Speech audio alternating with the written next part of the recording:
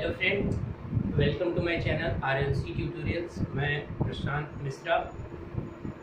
जैसा कि मशीन की आपकी सीरीज़ जो है वो आपने कंटिन्यू कर रखी है, तो इस मशीन की सीरीज़ में आज जो मशीन की लेक्चर है वो लेक्चर नंबर 28 के बारे में डिस्कशन करने वाले हैं हम। ओके फ्रेंड, आज का जो मशीन का टॉपिक है, चूँकि हम DC मशीन कवर कर रहे हैं प्रेजेंट में, और पीछे अगर जो लोग नए हैं तो वो पहले सारे के सारे मशीन की जो आपकी बेसिक्स और DC मशीन के जो पहले के लेक्चर्स हो चुके हैं, पहले आप उन्हें कवर कर लीजिए। इसके बाद आप यहाँ पर आइएगा और आज का जो टॉपिक है आपका वो है आपका armature reaction in a DC machine, कि एक DC मशीन में आर्मेचर रिएक्शन क्या होता है। देखिए फ्रेंड, ये जो टॉपिक है, इस टॉपिक से छोटे छोटे क्वेश्चंस बहुत ढेर सारे एग्जामिनेशंस में आते हैं।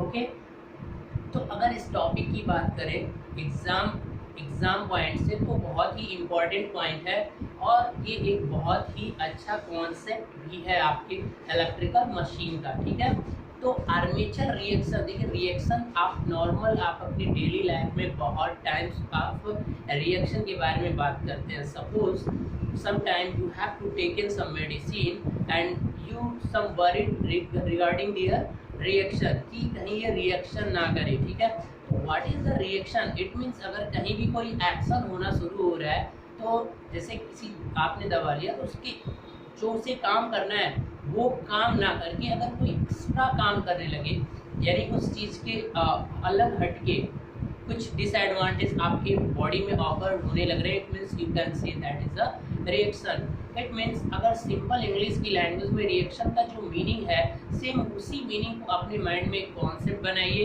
ओके, एंड द आर्मेचर का मतलब आपको बहुत अच्छे से पता है कि जब भी कोई मशीन होती है तो उस मशीन का एक पार्ट आर्मेचर कहलाता है, जो कि क्या होता है, जिस पर कंडक्टर वाउंड होते हैं, और एक पार्ट जो होता है मशीन का वो होती है फील्ड वाइंडिंग।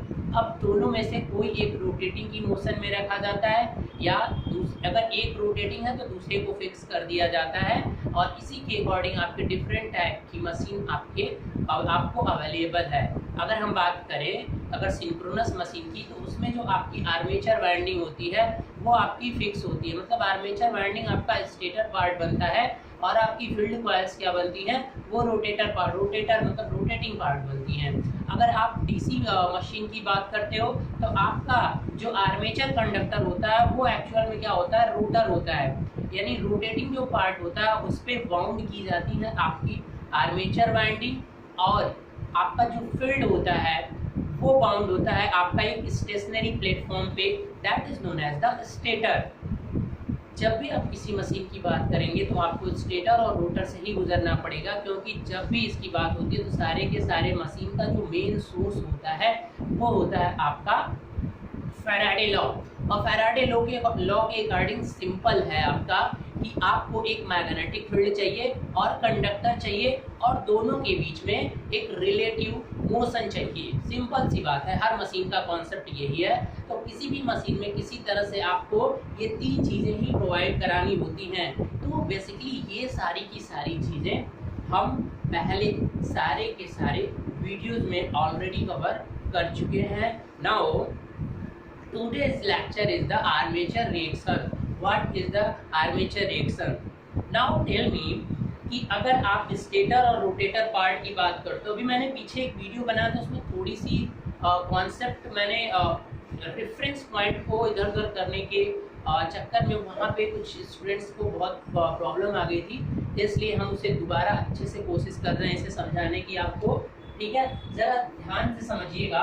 जैसे मान लीजिए कि अगर एक सिंपल मशीन का कंस्ट्रक्शन अगर मैं बना रहा हूँ तो कुछ इस तरह का क्या होता है, ये आपकी होती है, आपको यहाँ पर क्या होती है कि फील्ड वाइंडिंग कुछ करके होती है, इस पर आप फील्ड वाइंडिंग होती है, और मैं दो पोल दी थी, तो सिंप्लिसिटी के लिए दो पोल ही लिया जाता है। ठीक है, ये आपका क्या होता है कि यहाँ पर आपकी कुछ कॉइल्स बाउंड होती हैं। ठीक है, इनका ओरिएंटेशन इस तरह से किया जाता है कि अगर एक साइड पे ओरिएंटेशन है तो दूसरे साइड के ओरिएंटेशन को उल्टा कर दीजिएगा, तभी ये नॉर्थ पोल देगा और ये साउथ पोल देगा। तो यहाँ पे मैं ओरिएंटेशन के बारे में बिल्कुल बात नहीं करूँगा। जो स्टूडेंट्स नए हैं वो मेरे पीछे वाले लेक्चर्स को देख सकते हैं, जिसमें स्पेशली मैंने इसी पे वीडियो भी बनाई है। Now come to the picture. ये आपका फील्ड वाइंडिंग ये फिक्स होता है, ये जो पार्ट है डीसी मशीन में फिक्स होता है। क्लियर है? तो अब आप एक बात बताइए, जो इनके अंदर मैग्नेटिक फील्ड, अभी मैं स्टेटर पुट ही नहीं कर रहा हूँ, बहुत ही सिंपल वे में आपको समझाने की कोशिश कर रहा हूँ, ध्यान से सुनिएगा। यहाँ तक शायद किसी को कोई भी प्रॉब्लम नहीं है, आई होप। अब क्या होगा कि जैसे ही आप यहाँ पे कोई करंट प्रोवाइड कराएंगे, दैट इज नॉट मीनिंग कि ये आप सेपरेटली एक्साइटेड कर रहे हो, शंट एक्साइटेड कर रहे हो या सीरीज एक्साइटेशन दे रहे हो। जनरेटर है, बस इतना आप एज्यूम करके चल लीजिए। अभी हम जनरेटर ही लेके चल रहे हैं। तो मान लीजिए कि अभी कुछ नहीं, बस आपने फील्ड यहाँ पे करंट दिया, डीसी करंट। कैसे दिया? आपको तरीका पता है कि किस तरीके से इस फील्ड पॉइंट को आप एनर्जाइज कर सकते हैं। You have a 3 method. तो आप सेपरेटली एक्साइटेड को ही लेकर चलिए, कोई प्रॉब्लम नहीं है। सबसे सिंपल वही होता है, जब भी किसी चीज़ को एक्सपेरिमेंटल देखना होता है तो you have to follow the simple way. जब भी आपको कोई नई चीज़ समझनी होती है तो आप बहुत बेसिक लेवल से स्टार्ट करते हो। तो यहाँ भी वही आप सेपरेटली मान के चलिए, कोई प्रॉब्लम नहीं है कि मतलब एक्सटर्नली सोर्स से आप फील्ड कॉइल को क्या कर रहे हो, एनर्जाइज कर रहे हो। जैसे ही आप इस फील्ड कॉइल को एनर्जाइज करोगे तो यहाँ पर एक नॉर्थ पोल बनेगा, इधर साउथ पोल बनेगा। यहाँ पे साउथ बना तो यहाँ पे नॉर्थ बनेगा। That is clear? तो इसका जो फील्ड होगा, यहाँ से कुछ लाइन ऐसे निकल के यहाँ पे जाएंगी, यहाँ से इधर आएंगी और यहाँ से फिर इधर की तरफ आएंगी। तो कुल मिला के जो इन दोनों पोल के बीच का रीजन होगा, उसमें जो लाइंस ना पैरेलल एज्यूम कर ली जाती हैं। एक्चुअल में अगर आप यहाँ पे खेल समझना चाहते हो तो यहाँ पे साउथ पोल जनरेट हुआ है तो यहाँ पे नॉर्थ होगा बेटा 100%। यहाँ नॉर्थ जनरेट हुआ तो यहाँ साउथ होगा, क्योंकि कोई भी मैग्नेटिक फील्ड का एक पोल जनरेशन नहीं होता है। Del dot B is equal to always 0। What is the meaning of that one? The single pole does not behave like a source or sink. Okay, it means there is not existence of a single pole of any magnet. जब भी कोई भी magnet होगा तो हमेशा वो अपने दोनों के दोनों फॉर्म में ही जनरेट होता है। तो अब बताइए एक्चुअल में तो क्या होगा, मैं एक बार बता रहा हूँ। कुछ इस तरह से लाइन से जाएंगी, नॉर्थ से साउथ, तो कुछ इस तरह से, फिर ऐसे, फिर यहाँ से भी जाएंगी। मैं बहुत ही बेसिक चीजें आपको समझा रहा हूँ, ध्यान से समझिएगा। ये ऐसे जाएंगी, ये ऐसे, ये ऐसे। इसी तरह यहाँ से नॉर्थ से निकलेंगी और ये इधर आएंगी और ये इधर आएंगी और ये ऐसे कुछ करके इधर आएंगी और ये इधर, और फिर ऐसे इधर से भी आएगा। तो जो ओवरऑल इनका परफॉर्मेंस होता है ना बेटा, अगर दो पोल की बात करो, देखो क्या होता है कि ये इधर से जा रही है, इधर से जा रही है, तो ये रीजन तो कुछ इस तरह से फिट। अब ये पास में है तो ये दूसरे को कट नहीं करती है, ये लाइन इसको, ठीक है, ऐसा इसका जोन होता है। तो जो इक्विवेलेंट जो एजम्पशन किया जाता है वो ये होता है, एज्यूम कर लिया जाता है कि यहाँ से यहाँ तक पैरेलल लाइन है, यानी जो इसके बीच में जो फील्ड जनरेट हुआ है ना मैग्नेटिक फील्ड, वो क्या है, एक यूनिफॉर्म मैग्नेटिक फील्ड है। ये हर मशीन का एजम्पशन होता है। जो लोग रिसर्च कर रहे हैं उनके लिए ऐसा नहीं है कि ये इक्वल टू है, बट अगर उसके परफॉर्मेंस में बहुत 1% का कोई एरर आ रहा है तो उसे मान लीजिए, क्योंकि वैसा मान लेने से आपके आगे के कैलकुलेशन बहुत ही सिंपल हो जाते हैं। तो अब क्या करिए कि इसको पूरा जो इस तरह का है इसे तुरंत ड्रॉ करिए। दोनों तरफ कोई ड्रॉ करने की ज़रूरत बिल्कुल नहीं है। आप सिंपली क्या करेंगे कि ये जो आपका फील्ड है, मैं यहाँ पे बता दे रहा हूँ, ध्यान से देखिएगा। ये क्या है, यहाँ पे जो फील्ड एज्यूम कर लीजिए, देखो रेड से बना रहा हूँ, ग्रीन से, तो यहाँ से कुछ इस तरह से, इसके अंदर कुछ इस तरह से, वही मैग्नेटिक फील्ड जो अभी मैंने ड्रा किया था, एजम्पशन है कि कुछ इस तरह से, नॉर्थ से साउथ, यहाँ नॉर्थ है तो यहाँ से नॉर्थ से साउथ। ठीक है बेटा, चलिए आई होप कि आपको समझ में तो आ ही रहा होगा। जितना भी अब ये कितना घना होगा, ये डिपेंड करेगा कि कितना पावरफुल आपने करंट दिया, कितना मैग्नेट कितना पावरफुल है। अब ये हो गया, तो ये आपका मेन फ्लक्स हो गया। मैंने क्या किया था, थोड़ा सा वहाँ पे इसी कॉन्सेप्ट को लेके उस वीडियो में प्रॉब्लम हुई थी। ये है आपका मेन फ्लक्स। तो बेटा अब इस मेन फ्लक्स की डायरेक्शन किधर है, नॉर्थ से साउथ। इधर मैं बना रहा हूँ, जरा ध्यान से देखिएगा कि जो मेन फ्लक्स था आपका, उसकी डायरेक्शन क्या हो गई, इधर की तरफ थी, यानी इसको फाई एफ फील्ड फ्लक्स बोल देता हूँ। इसको क्या नाम दे दीजिए, फील्ड फ्लक्स। या तो इसे क्या बोल सकते हैं, मेन फ्लक्स, या तो इसका क्या नाम हो जाएगा, मेन फ्लक्स। ठीक है, एक रेफरेंस पॉइंट वेक्टर के फॉर्म में दिखाना हमने रिप्रेजेंट कर दिया, क्योंकि नॉर्थ से साउथ की तरफ डायरेक्शन है। अब बताइए, इसी के बीच में आपका आर्मेचर वाला पार्ट होता है, और आर्मेचर पे क्या होते हैं, कंडक्टर्स बाउंड होते हैं, दैट इज डिस्ट्रीब्यूटेड कंडक्टर। तो अब जरा उसे भी बनाने की कोशिश करिए। देखिए, अब मैं यहाँ पे बना रहा हूँ एक आर्मेचर। देखिए इस तरह का कुछ रेड वाला दिख रहा है, एक मिनट मैं देख लेता हूँ। हाँ क्लियर है, चलिए। तो अब बताइए, इस तरह से ये आर्मेचर हो गया। अब आर्मेचर को अगर मेन से डिवाइड करो तो ये होता है आपका MNA, that is known as magnetic neutral axis.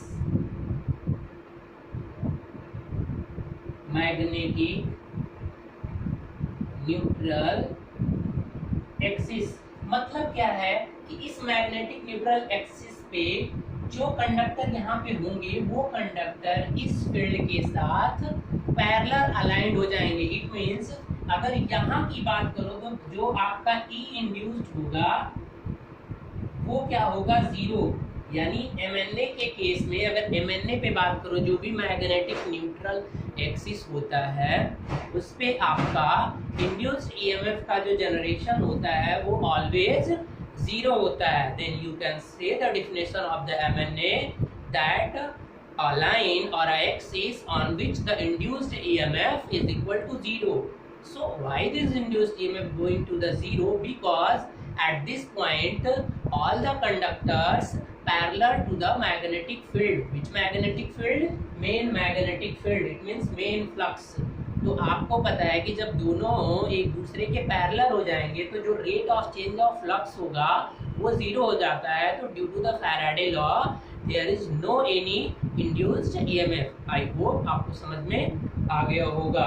अब हम बात करते हैं कि अगर इस MNA की, ये तो आपको क्लियर हो गया कि मैग्नेटिक न्यूट्रल एक्सिस क्या होता है और हर वायर में आना ही है, क्योंकि जो इसके अंदर डेवलप होते हैं कंडक्टर में जो एक्चुअल में वोल्टेज या करंट जनरेट होती है वो साइनोसोडल होती है बेटा। अगर डीसी मशीन की बात करो तो प्योरली साइनोसोडल नहीं आता, फ्लैट टॉप्ड आता है। मैं ये पीछे डिस्कस कर चुका हूँ। अब मान लीजिए कि यहाँ पर कुछ कंडक्टर्स होते हैं, यहाँ पे, ठीक है, यहाँ पे क्या होंगे, सारे कंडक्टर हैं। अभी मैं कुछ नहीं यहाँ पे डिस्कस कर रहा हूँ, पीछे मैंने क्या किया था, यहाँ पे सिंबल दे दिया था, इसलिए आपको प्रॉब्लम हो गई थी। अब ये कंडक्टर्स है, अभी मैंने इसमें क्रॉस या डॉट का कोई सिंबल नहीं दिया है, क्यों, ये तब तक नहीं आएगा। मेन मैग्नेटिक फील्ड पिछले में प्रॉब्लम हो गई थी, मैं आप लोगों से बता चुका था। तो अब ध्यान से इस वीडियो को देखिए, उसको आप भूल जाइएगा। ये आपका क्लियर हो गया। ये कंडक्टर्स हैं, ये स्लॉट्स बने होते हैं, मैं उसको रिप्रेजेंट करने की कोशिश कर रहा हूँ कि आपके आर्मेचर पे स्लॉट बने हुए हैं और इन्हीं स्लॉट्स में कंडक्टर को भरना है। तो अब ये कंडक्टर जो बने हुए हैं, तो अगर आप इससे लोड को कोई कनेक्ट नहीं करोगे तो इन सारे कंडक्टर्स में जैसे जैसे अब रोटेट करा दो, चलो रोटेट का रेफरेंस भी मैं यहाँ पे सेट कर देता हूँ। ये जो रोटेट कर रहा है ना बेटा, वो डायरेक्शन में किधर मान लिया, इधर की तरफ, ओमेगा। यानी ये ओमेगा स्पीड से इधर की तरफ वैरी कर रहा है, मतलब इस डायरेक्शन में, इस डायरेक्शन जाने का मतलब क्लॉकवाइज। ये रेफरेंस का भी बहुत अच्छा रोल होता है। अगर वो रेफरेंस चेंज होगा तो सारा का सारा फील्ड जो डेवलप होती है ना वो बदल जाती है। तो इस स्पीड से जब इधर घुमाओगे आप इस कंडक्टर को, आप जैसे ही घुमाओगे तो इन सारे कंडक्टर्स में एक इंड्यूस्ड EMF जनरेट होगा, कोई डाउट नहीं है।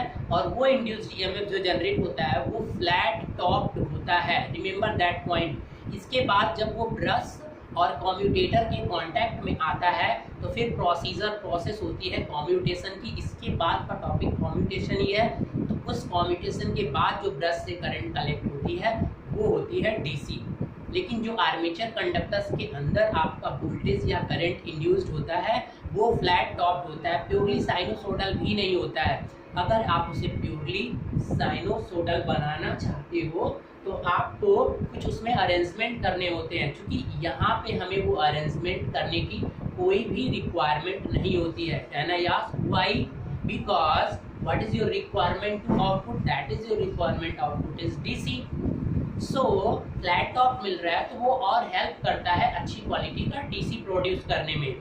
अगर आपका एम होता कि हमें आउटपुट पे एसी चाहिए, तब आपको उसे प्योरली साइनोसोडल बनाने की, क्योंकि गुड क्वालिटी की एसी आपको चाहिए। इसीलिए सिंक्रोनस मशीन में डिस्ट्रीब्यूटेड बाइंडिंग के साथ साथ शॉर्ट पिच भी किया जाता है, ताकि आपके फंडामेंटल पॉइंट को, फंडामेंटल जो है पार्ट वो ज़्यादा मिले। बात आ रही है समझ में? तो यहाँ पे आपको पता है कि डीसी मशीन की जो वाइंडिंग होती है वो फुल पिच होती है, इसीलिए यहाँ पे कोई रिक्वायरमेंट नहीं है इसे शॉर्ट पिच करने की। चलिए अब अगर हम बात करें कि ये सब सारे कंडक्टर्स हैं, जब ये रोटेट करेगा कुछ इस तरह से रोटेशन इसमें शुरू होगा क्लॉकवाइज में, तो ये एक मैग्नेटिक फील्ड में रखा हुआ है और ये कंडक्टर में क्या हो रहा है, मोशन शुरू हो रहा है। तो एक्चुअल में क्या होगा, इस कंडक्टर में एक इंड्यूस्ड ईएमएफ जनरेट हो जाएगा। ठीक है, अब अगर इस कॉइल को जो लोड बाहर सोर्स कनेक्ट है, अगर उससे लोड कनेक्ट नहीं है, तब तक कोई करंट तो बेटा फ्लो होगी नहीं। अगर जब तक आपने लोड को कनेक्ट नहीं किया है, तब तक कोई भी करंट आपको फ्लो नहीं होगी। तो जब तक लोड कनेक्ट नहीं होगा, तब तक आर्मेचर रिएक्शन आपको देखने को नहीं मिलेगा। इट मीन्स जो आर्मेचर रिएक्शन का प्रोसेस होता है वो तब ऑकर होता है जब आप लोड को कनेक्ट करते हो। जैसे ही लोड को कनेक्ट करोगे, अब चलिए लोड कनेक्ट कर रहे हैं, अभी तक नो लोड का केस था ये। ठीक है, एक बार इसका स्क्रीनशॉट ले लीजिए, आप फिर से एक डायग्राम बनाइएगा। नाउ एट लोड, अभी ये नो लोड का ये प्रोसीजर हो चुका है। मैंने यहाँ पे कोई भी क्रॉस या डॉट नहीं रिप्रेजेंट किया है, क्योंकि कंडक्टर में कोई भी करंट फ्लो नहीं होगा। जो आर्मेचर कंडक्टर्स हैं उसमें कोई भी करंट फ्लो नहीं होगा। अगर जब करंट फ्लो क्यों नहीं हो रहा है, क्योंकि लोड कनेक्ट नहीं है, सर्किट पूरी कंप्लीट नहीं है। लोड कनेक्ट होगा तो सर्किट कंप्लीट हो जाएगी और आपका करंट फ्लो होने लगेगा। आई होप कि अब आपको समझ में आ रहा होगा। तो अब क्या कर रहे हैं, चलिए यहाँ तक आप इसका एक स्क्रीनशॉट लेकर क्लियर कर लीजिए। अभी जो ये प्रोसीजर मैंने बात किया था, ये लोड पे नहीं था, नो लोड की बात हो रही थी। ठीक है, अब हम बात करेंगे लोड की। तो अब अगर एक क्रॉस जब लोड लगा देंगे, इसका जो व्यूज है आपका किसी भी मशीन के अकॉर्डिंग देख सकते हो। तो जैसे ही यहाँ पे लोड लगाओगे, जैसे मैं यहाँ पे बना दे रहा हूँ, आपको समझ में आ जाए तो छोटा सा सेपरेटली एक्साइटेड का, ये क्या है आपका, यहाँ से अभी क्या करें, सेपरेटली एक्साइटेड, ये आर्मेचर है तो आरए होगा, यहाँ पे ईजी जनरेट हो रहा है, ईजी हो रहा है, यहाँ पे प्लस वी भी मिल रहा है, लेकिन करंट नहीं फ्लो होगा। लेकिन जैसे ही यहाँ पे आप क्या करोगे, एक लोड लगा दोगे, तो क्या हो जाएगा बेटा, इसमें एक करंट फ्लो होने लगेगी, आई ए, या लोड करंट उसी को बोल लो आई एल। तो जैसे ही ये प्रोसीजर होगा तो क्या हो जाएगा कि जो इस आर्मेचर के अंदर, यही आर्मेचर है ना यहाँ पे, तो अब इसके अंदर जो ये कंडक्टर्स हैं, इनमें करंट फ्लो होने लगेगा। तो जब कहीं भी करंट फ्लो होता है, तो आपको पता है कि वहां पे उसके चारों ओर एक मैग्नेटिक फील्ड क्या हो जाती है, सेटअप हो जाती है। Any doubt? तो जैसे ही आप उसको लोड प्रोवाइड कराओगे, तो जो आर्मेचर कंडक्टर होगा, उस आर्मेचर कंडक्टर में क्या हो जाएगा, सारे कंडक्टर्स में करंट फ्लो होने लगेगा। तो अगर उन आर्मेचर कंडक्टर्स में करंट फ्लो हो रहा है, तो क्या होगा कि वो अपने चारों ओर अपना खुद का एक फ्लक्स जनरेट कर लेंगे। ठीक है, तो अब वो जो फ्लक्स जनरेट होगा उसे बोला जाएगा आर्मेचर फ्लक्स। अब ये आर्मेचर फ्लक्स कब आएगा, एट लोड। एट लोड पे एक और फ्लक्स आएगा, तो इसीलिए मैं यहाँ पे बात करता हूँ कि एट लोड पे क्या होगा कि आर्मेचर करंट जो होगा वो अपना खुद का मैग्नेटिक फील्ड बनाएगा। आर्मेचर करंट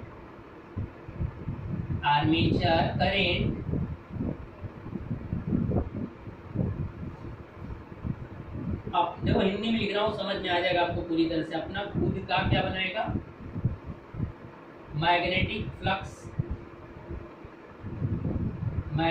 फ्लक्स क्रिएट करेगा। क्यों लिखा हुआ था हिंदी इंग्लिश में, इससे क्या होता है ना, माइंड में जल्दी याद करने की प्रोसेसर होती है, मिला के थोड़ा सा वो जल्दी समझ लेता है।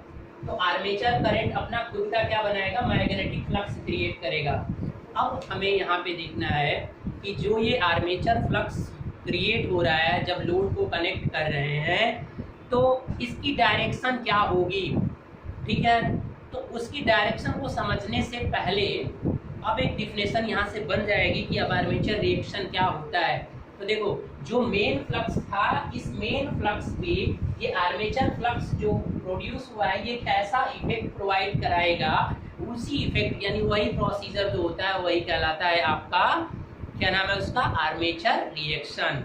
It means the effect of magnetic armature magnetic flux on the main flux, ये फ्लक्स हो गया है sorry, on the main flux is known as armature reaction. मतलब आपका आर्मेचर कंडक्टर का जो फ्लक्स है, करंट पैदा हो गई ना लोड से, तो वो फ्लक्स जो क्रिएट हो रही है वो मेन फ्लक्स पे जो इफेक्ट डालेगा, अब वो इफेक्ट ही कहलाता है आपका आर्मेचर रिएक्शन। अब जो आर्मेचर रिएक्शन होता है वो दो तरीके का प्रभाव छोड़ता है।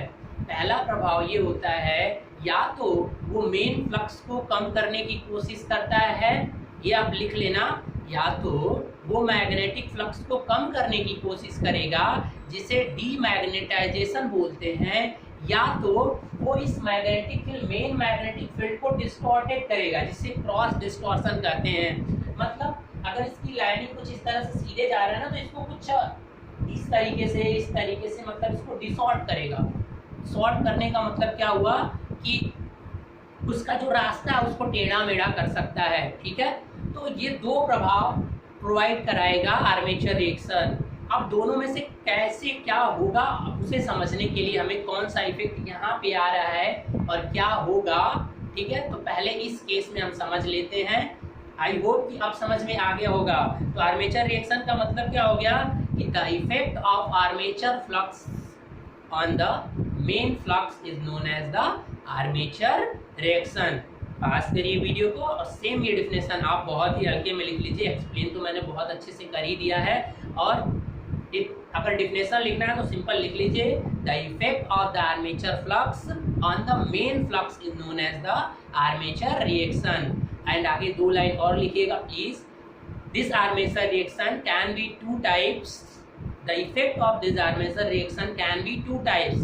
First one is the demagnetizing effect and second one is the cross magnetizing effect। ठीक है, चलिए अगर नहीं समझ में आ रहा है तो मैं डिस्कस कर ले रहा हूँ थोड़ा सा, ठीक है। अभी चूंकि इसे मिटाना नहीं चाहता हूँ क्योंकि फिर बाद में बनाना पड़ेगा, तो इसीलिए अभी मैं मिटा नहीं रहा हूँ इसे।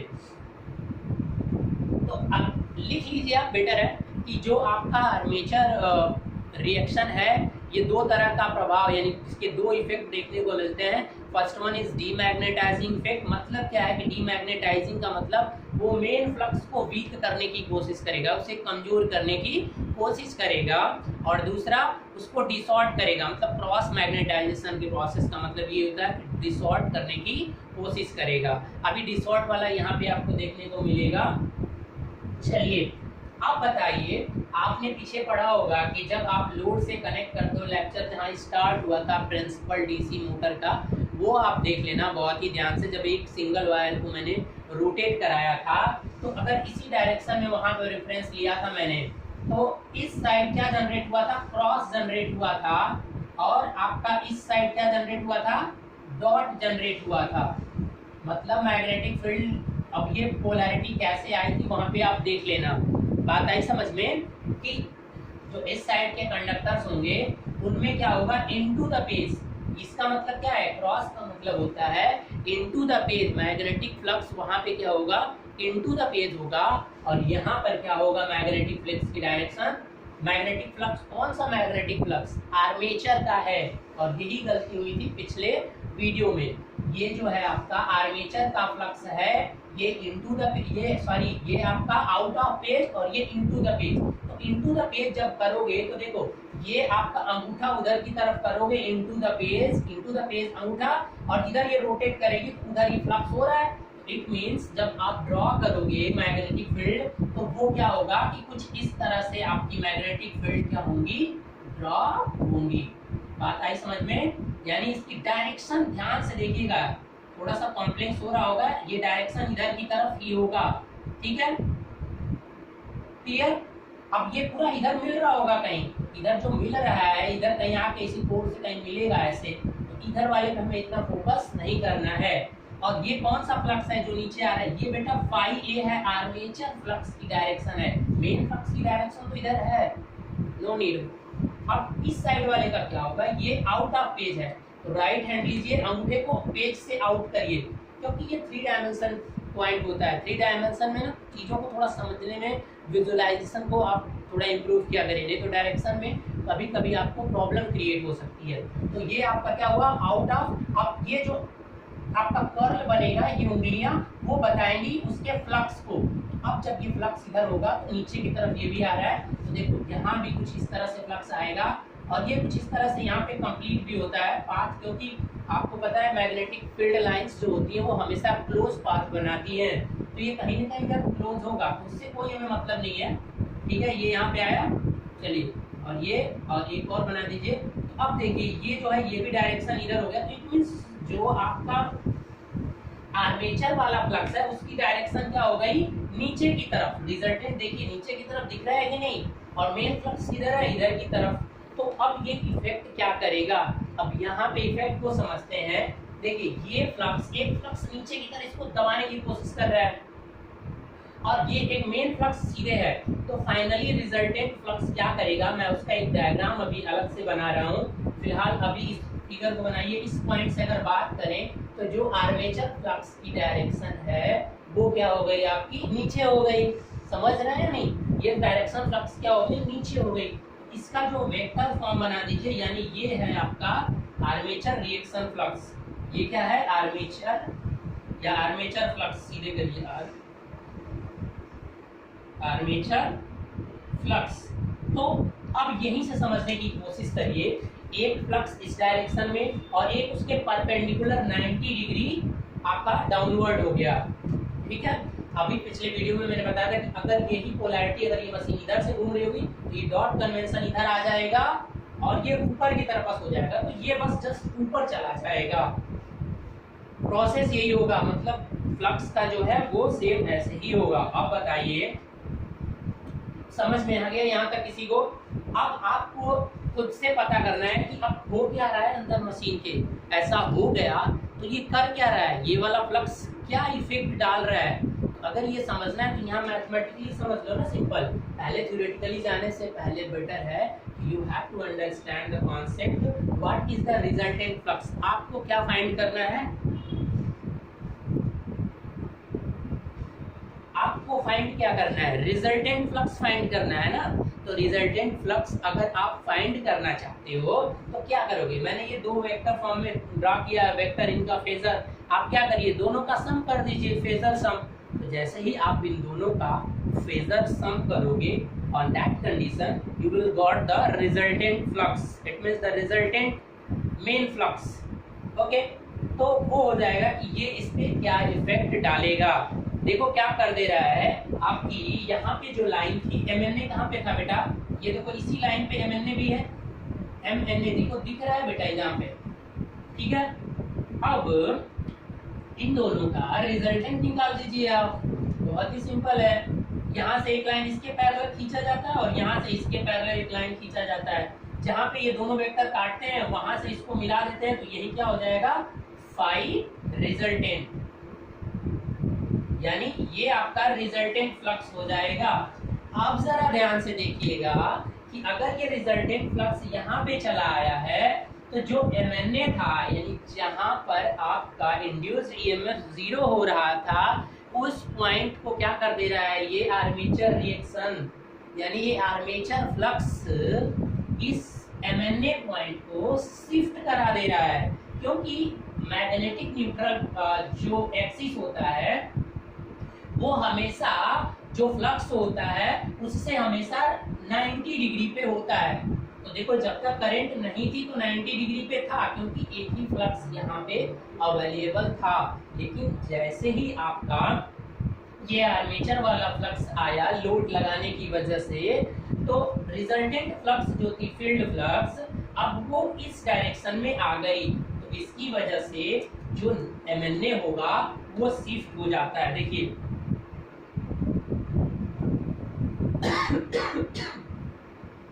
ये क्या हो गया आपका mna शिफ्ट हो गया, मान ले रहे हैं थीटा डिग्री, ये न्यू mna है, न्यू mna। देखिए ध्यान से, ये वाली जो रेड वाली लाइन है ना बेटा, ये न्यू mna है। तो अब यहाँ पे क्या इफेक्ट किया इस आर्मेचर रिएक्शन ने, क्या किया कि जो आपकी मेन फील्ड फ्लक्स थी उसको क्या कर दिया, उसकी डायरेक्शन को डिसऑर्ट कर दिया, और वो डायरेक्शन को डिसऑर्ट करने की वजह से जो mna था मैग्नेटिक न्यूट्रल एक्सिस, वो क्या हो गया, जिस डायरेक्शन में मशीन घूम रही थी उस डायरेक्शन में कुछ डिग्री, मान लीजिए थीटा डिग्री, क्या कर गया, मूव कर जाता है। तो यहाँ पे यही इफेक्ट आपका आर्मेचर रिएक्शन डालता है। और mna को जो शिफ्ट करना होता है, इसका मतलब आपका जो फ्लक्स है वो कम तो नहीं हुआ लेकिन डिसऑर्ड हो गया। यानी वो डिसऑर्ड कैसे हो गया, जैसे ही आपका ये मैग्नेटिक फील्ड, अब आपका नया mna यहाँ पे आएगा, अब ध्यान से देखिएगा इस पे, तो अब जो इंड्यूस ईएमएफ होगा अब इस लाइन पे 0 होगा, तो उसकी वजह से क्या इफेक्ट आएगा, जरा सा यहाँ एक और डायग्राम आपको बनाना पड़ेगा। यहाँ पे इफेक्ट ये आएगा बेटा, देखो मैं फिर से एक डायग्राम बनाने की कोशिश कर रहा हूँ, जरा सा इसको ऐसे ही बना दो, कोई दिक्कत नहीं है। अब यहाँ पे जो कंडक्टर्स हैं उसकी डायरेक्शन क्या आपको पता है, ये क्रॉस या जो भी है। अब mna ऐसे हो गया ना बेटा, आर्मेचर रिएक्शन की वजह से mna, ये न्यू mna हो गया, न्यू mna। आर्मेचर रिएक्शन ने ये इम्पैक्ट दे दिया अपना। तो इसकी वजह से एक्चुअल में हो क्या रहा है, देखिए अब हो क्या रहा है कि अब मैग्नेटिक फील्ड की लाइंस कुछ इस तरह से जो स्ट्रेट जा रही थी अब वो नीचे की तरफ झुकेगी। मतलब क्या है कि यहाँ से मैग्नेटिक फ्लक्स कुछ इस तरह से क्या होंगी, इस पॉइंट पे मैग्नेटिक फ्लक्स बहुत क्या हो जाएगा, घना हो जाएगा इस पॉइंट पे और इस पॉइंट पे, ठीक है, क्योंकि आपका जो स्ट्रेट मैग्नेटिक फील्ड था उसको डिसऑर्ट कर दिया ना आर्मेचर ने, आर्मेचर फ्लक्स ने इस मेन फ्लक्स को डिसऑर्ट कर दिया, मतलब उसकी डायरेक्शन को क्या कर दिया, चेंज कर दिया। तो अब कुछ इस तरह से हो जाएगी डायरेक्शन, ठीक है। तो डायरेक्शन ऐसे होने का मतलब क्या है कि ये वाला पॉइंट देखो खाली हो जाएगा, यहाँ पे जो फ्लक्स होगा वो बहुत कम हो जाएगा, और इस पॉइंट पे क्या हो जाएगा, तो इसलिए मशीन को हमेशा क्या ऑपरेट कराया जाता है, नी पॉइंट पे ऑपरेट कराना होता है। अगर आप मशीन को नी पॉइंट पे ऑपरेट नहीं कराएंगे ना तो सैचुरेशन पे आ जाएगा, तो सैचुरेट होने के बाद अदरवाइज फ्लक्स की वैल्यू इंक्रीज भी हो सकती है ना। तो इसलिए नी पॉइंट पे मशीन चूंकि ऑपरेट करती रहती है, तो ये थोड़ा सा भी जाएगा तो वो सैचुरेशन पे चला जाएगा, तो फ्लक्स आपका कांस्टेंट बना रहेगा, वेरिएशन नहीं होगा। इसलिए आप पढ़े होंगे कि मशीन हमेशा नी पॉइंट पे ऑपरेट होती है। तो अब जब ये पॉइंट जाता है इसको बोलते हैं ट्रेलिंग पॉइंट, इसको क्या कहते हैं, ट्रेलिंग। और जहाँ पे फील्ड बहुत कम हो जाती है लाइंस इस पॉइंट पे, क्योंकि देखो डायरेक्शन अब चेंज हो रही है ना बेटा, डायरेक्शन यहाँ पे चेंज हो रही है, पहले ये थी, तो अब डायरेक्शन चेंज होने की वजह से ये वाला एंड और ये वाला एंड पे मैग्नेटिक फील्ड लाइंस बहुत पावरफुल हो जाएंगी। इस वाले पॉइंट को बोलते हैं ट्रेलिंग, जहाँ पे ज्यादा होगा, और जहाँ पे फ्लक्स कम होगा उसको बोलते हैं लीडिंग। ये भी क्वेश्चन आता है कि डीसी मशीन में जो आपका मैग्नेटिक फील्ड की डेंसिटी होती है वो किस एंड पे क्या होती है, ज्यादा मतलब पावरफुल होती है, तो उस पॉइंट का नाम होता है ट्रेलिंग। क्योंकि जैसे ही मशीन इधर घूम रही है ना, तो मशीन इधर घूम रही है, तो मशीन की इस डायरेक्शन में रोटेशन की वजह से जो ट्रेलिंग पॉइंट आएगा वो यहीं पे आएगा। That's clear. तो ये इफेक्ट यहाँ पे इसने आर्मेचर रिएक्शन ने प्रभाव किया। तो कौन सा ये इम्पैक्ट आपको देखने के बोला, क्रॉस मैग्नेटाइजेशन इफेक्ट यहाँ पे देखने को मिला कि जो आर्मेचर फ्लक्स था उसने मेन फ्लक्स को डिसऑर्ट कर दिया। ठीक है, चलिए अब आपके पास ऑप्शन क्या है कि अगर आप चाहते हो कि ये डिसऑर्ट ना हो तो क्या करना पड़ेगा। देखो ये डिसऑर्ट की कंडीशन आई कैसे, देखो अगर कुछ लोग हैं जो बहुत इंटरनली जानना चाहते हैं तो इसमें बहुत लंबा क्लास हो सकता है। एक्चुअल में इंटरनली होता क्या है कि ब्रश तो अभी भी इसी पॉइंट पे है ना बेटा, ब्रशेस आपके इसी पॉइंट पे हैं और एमएनए आपका इधर शिफ्ट हो गया, उसी की वजह से ये सारा गेम हो रहा है। इट मीन्स जो आपके कम्यूटेशन की प्रोसेस होगी अब वहाँ भी स्पार्किंग के केसेस देखने को मिल सकते हैं। इट मीन्स जो करंट का कलेक्शन होगा अब वो भी प्रॉपर नहीं होगा इस डिस्टॉर्शन की वजह से। जो करंट का कलेक्शन कौन कर रहा है, ब्रशेस, अब वो भी पूरी इफेक्ट से नहीं होगा। तो अगर आप इस क्रॉस डिस्टॉर्शन को सही करना चाहते हैं तो आपको जो ये ब्रशेस आपने यहाँ लगाया है वो आप यहाँ पे शिफ्ट कर सकते हैं। एक ऑप्शन है आपके पास, ठीक है। लिसन, अगर आप चाहते हो कि ये डिस्टॉर्शन ना हो या इसे कुछ कम करना चाहते हो तो आप क्या करो कि जो एमएनए था उसको क्या कर दो, इस पॉइंट पे ही शिफ्ट कर दो। आप ब्रशेस को शिफ्ट कर दो, क्योंकि शिफ्ट ब्रशेस शिफ्ट का कॉन्सेप्ट जो है ये इतना अच्छा है नहीं इस आर्मेचर रिएक्शन को इम्प्रूव करने के लिए। पहला आपके पास जो आइडिया है वो है कि आप ब्रशेस की पोजीशन को चेंज करिए, ठीक है। तो एक बात बताइए, अगर आप कोई मशीन रन कर रही है तो जैसे ही लोड बढ़ाओगे आप उस मशीन का तो ये आर्मेचर फ्लक्स की वैल्यू क्या हो जाएगी बेटा, और बढ़ जाएगी। क्यों? क्योंकि लोड बढ़ेगा तो जो आर्मेचर कंडक्टर में करंट है वो भी इंक्रीज हो जाएगा। तो अगर वो फ्लक्स इंक्रीज होता है तो उसके चारों ओर जो फील्ड बन रही है वो भी इम्प्रूव हो जाएगी। तो अब ये और ज़्यादा पावरफुल हो जाएगा, अब ये और नीचे आएगा तो अब ये और डिसऑर्ड हो जाएगा।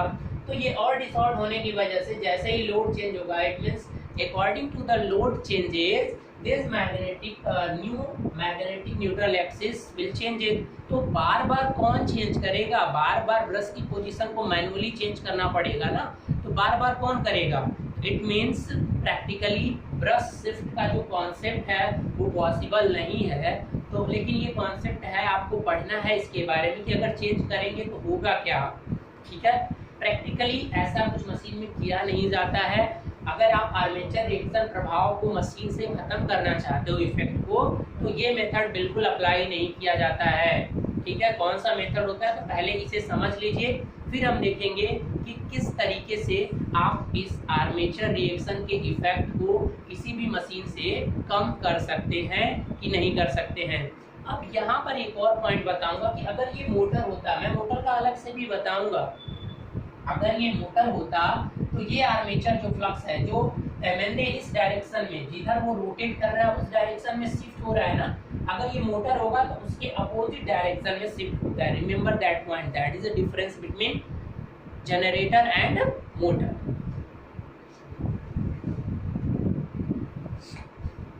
समझ में आ गया?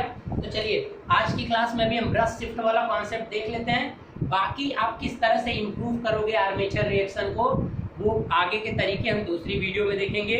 फिलहाल अभी ब्रश जो शिफ्ट का कॉन्सेप्ट है वो देख लीजिए। चलिए आप शिफ्ट कर दीजिए ब्रशेस को, ठीक है। तो चलिए अलग से वीडियो बना लेते हैं।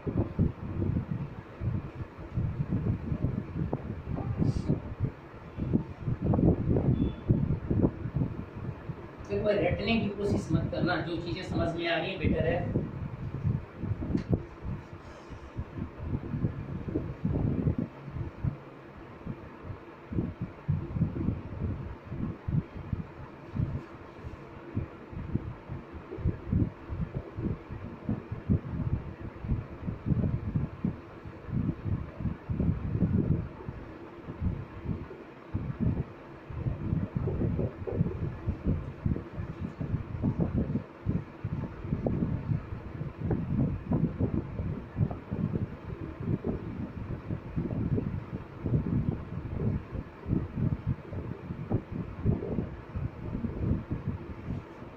ब्रश शिफ्ट पोजीशन पहला पढ़ रहे हैं हम, इम्प्रूविंग आर्मेचर रिएक्शन को कैसे सही करना है मशीन में, उसका आइडिया है ये फ्लॉप है, इसका यूज किया नहीं जाता है बट इस कॉन्सेप्ट को समझना है। देखिए अब यहाँ पर ये आपका क्या है बेटा, ये आपका है आर्मेचर और इस पर ये लगे हुए हैं कुछ कंडक्टर्स। ये अब एमएनए देखिए, नया एमएनए शिफ्ट कर रहा हूँ मैं। आर्मेचर रिएक्शन हो चुका है मशीन में, मतलब क्या है कि न्यू एमएनए, ये क्या है आपका नया एमएनए।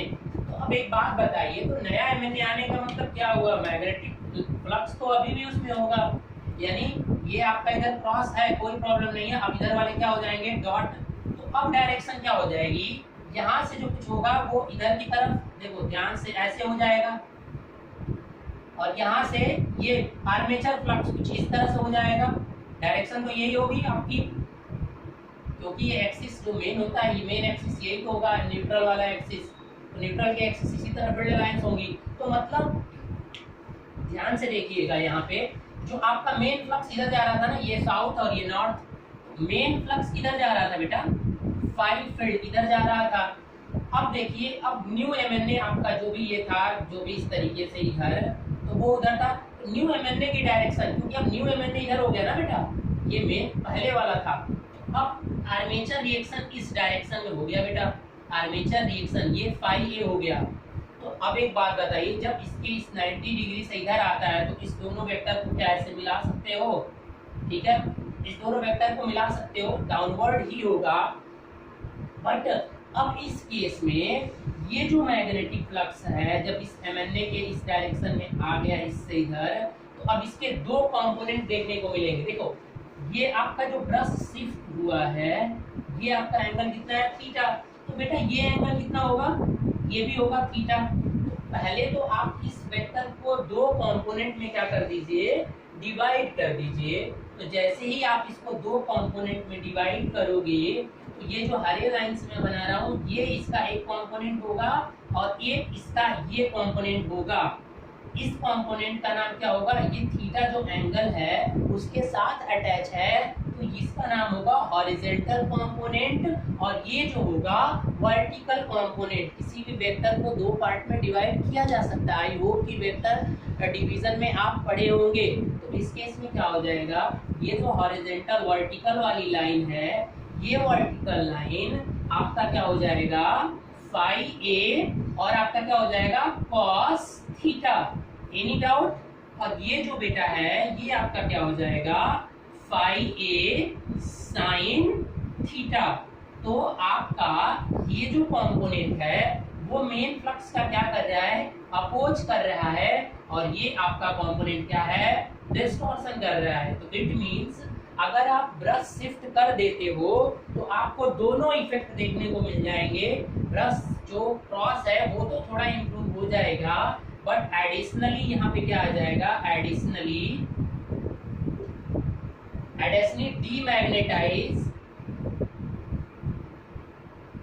डीमैग्नेटाइजिंग इफेक्ट, यानी ब्रश शिफ्ट करने से एक नया गेम शुरू हो जा रहा है, यानी फ्लक्स वीक भी हो जा रही है, क्योंकि एक कंपोनेंट इसके अपोजिट में काम कर रहा है। बात आ रही समझ में? इसकी वजह से आपका फ्लक्स क्या हो रहा है, बोलो भाई, इसकी वजह से आपका फ्लक्स वीकनिंग प्रोसेस भी हो जा रही है। तो ब्रश शिफ्ट करने से थोड़ा मोड़ा डिस्टॉर्शन तो सही हो रहा है, क्रॉस पूरी तरह से नहीं कॉम्पैक्ट हो रहा है। इस डायरेक्शन देखिए, यहाँ पे नीचे की तरफ फाई, ये वाला कंपोनेंट आ गया नीचे की तरफ है, तो अगर जैसे ही ये परपेंडिकुलर नीचे की तरफ आ रहा है, यानी जो पहले वाली एक्सिस थी उसके लाइन में आ गया, तो क्रॉस डिस्टॉर्शन को तो इसने क्या कर लिया, इम्प्रूव कर लिया। बट एक अलग से प्रॉब्लम आ गई। वो प्रॉब्लम क्या है कि डीमैग्नेटाइजिंग इफेक्ट आ गया।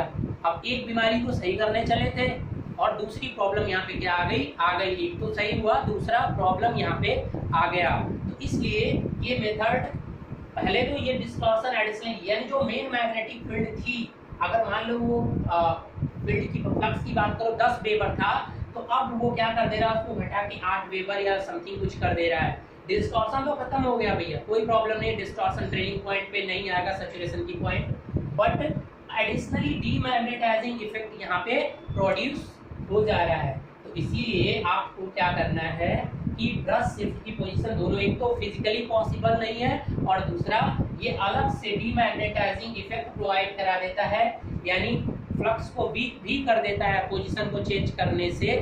इसलिए ये मेथड बेसिकली प्रैक्टिकली मशीन में यूज नहीं की जाती है। तो अब क्वेश्चन ये आता है कि अब अगर आपकी मशीन है और उसमें आप आर्मेचर रिएक्शन के प्रभाव को एंड करना चाहते हैं, तो आपको क्या करना होगा। Next question is that. तो सबसे आज मैं बस आपको बता देता हूँ उसके बारे में, किस तरह से क्या होगा। अगले वीडियो में हम डिस्कस करेंगे अभी कि किस तरह से कुछ एम्पियर टर्म्स भी ऐड कर देंगे, तो उसके लिए फॉर्मूला भी हम अगली वीडियो में देखेंगे। अभी आज का आपका क्वेश्चन यही है कि आप किस तरह से इफेक्टिव वे क्या है जो आजकल की मशीन में सबसे पॉपुलर है आपको कंपनसेट करने के लिए आर्मेचर रिएक्शन के इफेक्ट को, that is known as compensate winding, compensating winding. ठीक है, कंपनसेटिंग वाइंडिंग यूज किया जाता है जो कि आजकल प्रैक्टिकली ज़्यादा यूज किया जाता है। और एक और बात इससे रिलेटेड मैं बता दूं कि आप जो कंपनसेटिंग वाइंडिंग ये अलग से एक्स्ट्रा वाइंडिंग करना पड़ता है तो ये बहुत ही कॉस्टली हो जाता है। ठीक है, तो ये सारी मशीनों में यूज नहीं होता है। This type of it means compensate winding use on the heavy machine जहाँ पे बहुत ज़्यादा लोड फ्लक्चुएशन हो रहे हो। अदरवाइज कुछ और भी मेथड्स हैं जिससे स्मॉल मशीन में इतनी ज़रूरत नहीं पड़ती है। ठीक है, क्योंकि आर्मेचर रिएक्शन का ज़्यादा प्रभाव आपकी बहुत हाईली वहाँ पे देखने को मिलेगा जहाँ पे लगातार हाई लोड बहुत वेरिएशन हो रहे हैं। तो इसके बारे में हम डिटेल से पढ़ेंगे फ्रेंड, अगली वीडियो में देखेंगे क्या होता है आर्मेचर कंपनसेट वाइंडिंग, किस तरह से इसे यूज़ किया जाता है और कैसे ये आपका आर्मेचर रिएक्शन जो होता है उसको सही करता है। आर्मेचर रिएक्शन के दोनों इफेक्ट हो, कोई भी या तो क्रॉस का हो या तो डीमैग्नेटाइजिंग इफेक्ट हो, जो आ रहा है आर्मेचर रिएक्शन दोनों को क्या कर देगा, इम्प्रूव कर देगा। तो गाइस आई होप इस वीडियो में आपको आर्मेचर रिएक्शन की प्रोसेस समझ में आ गई होगी। कुछ है नहीं, और ये सारी मशीन में मिलेगा, डीसी में ही नहीं सिंक्रोनस मशीन में भी मिलेगा आपको आर्मेचर रिएक्शन। इट मीन्स जो मेन फ्लक्स है उस पर आपका आर्मेचर फ्लक्स किस तरह से इफेक्ट डाल रहा है, यही आपका जो प्रोसेस है यही है आपका आर्मेचर रिएक्शन। वो डिसॉर्ट भी कर सकता है, या देखो डिसॉर्ट होगा तब भी आपकी क्वालिटी चेंज होनी है और डीमैग्नेटाइज होगा तब भी आपको कुछ ना कुछ लॉस ही होना है। अब दोनों को इम्प्रूव करना है।